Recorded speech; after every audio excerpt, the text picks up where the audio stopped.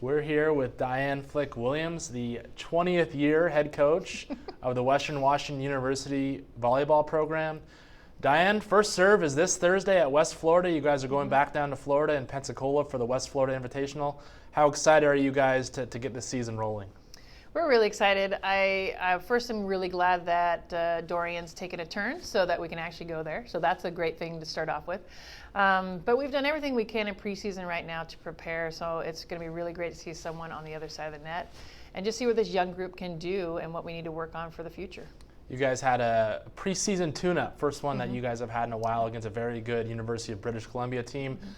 How good was it for you to see them lining up against another top collegiate program before the real game started? It was a great opportunity for us. I'm really glad that we did that, and it was good for us to just throw some different things out there, see how it looked, get some early match jitters gone. Hopefully that will carry over into Florida where we don't have to go through jitters twice.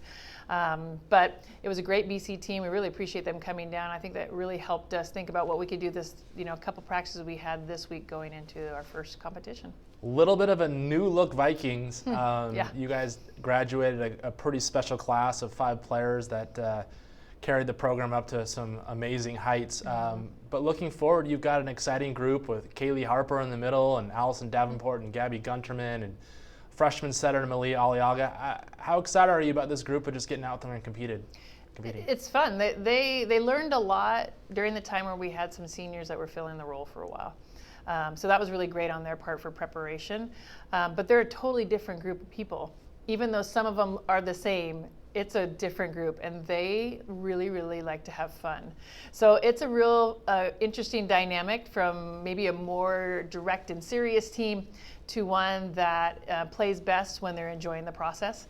So it's going to be fun to see kind of how they play out there. We, will always look a little bit different because we're going to play to the strengths of the people we have. But it's time to just throw them on the floor, get their feet wet, see what happens. Never one to shy away from stiff competition to begin a season. 4th time the last 5 years, I believe you've gone down to Florida. Before that, you went to St. Paul and faced Concordia. What is it about these early season tournaments that you love facing ranked teams and top collegiate competition?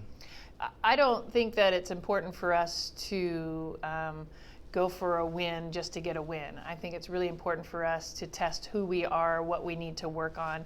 And so these kind of competitors are the ones I want to face because if you want to be the best, you got to play the best. So it doesn't bother me to play other teams. We're going to really focus on what does our side of the net look like? How do we compete? What do we need to work on? Because the season is really long, and I want to learn as much about my team as possible so that I can prepare for the next week of play. You guys open up with West Florida on Thursday, and then you guys have Wheeling and Florida Tech and Spring Hill College. And then after that, you guys have another tough tournament For sure. down in Pomona. But then you guys have the rigorous GNAC schedule. Yeah. How do you balance just the early season, getting them ready, getting them some rest, getting them repetitions? How do you handle all that coming off the rigorous preseason that you just put them through? Well, it really starts in January. They did an awesome job in the off season of preparing themselves physically. It's always kind of a crapshoot when it comes to the summertime to see who's put in the time to work, who has done all the workouts, that kind of thing. The team kind of turns over into their hands.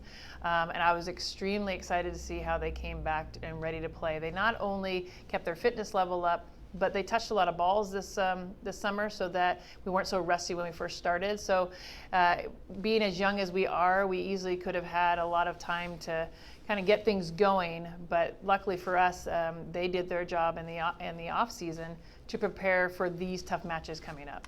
Last question. You guys are coming off a pretty historic season last year where you guys played for the NCAA title. Kind of the last 4, 5, 6, 7 years, this program has elevated to an elite level. How do you now manage expectations, or do you just kind of fuel the fire for this group of young student athletes? And we can't control what other people say, so we just let them do the talking, the voting, all that kind of stuff. We know what's in our gym. We know what we need to work on. We know that it's a daily process, and I think that's actually what's made the program elevate over those past years, is we've really gotten ourselves in a position to work daily as opposed to working for something that's bigger than what we are. We just need to continue to think about how do we get better today, and then pick our heads up at the end and go, okay, that was a great journey through that process. It's as simple as that. Well, thank you for visiting with us. We look forward to seeing the Vikings back in town. GNAC play middle of September. Check www.vikings.com/VB for the full season schedule. See you in Carver Gym. Yep, go Vikes.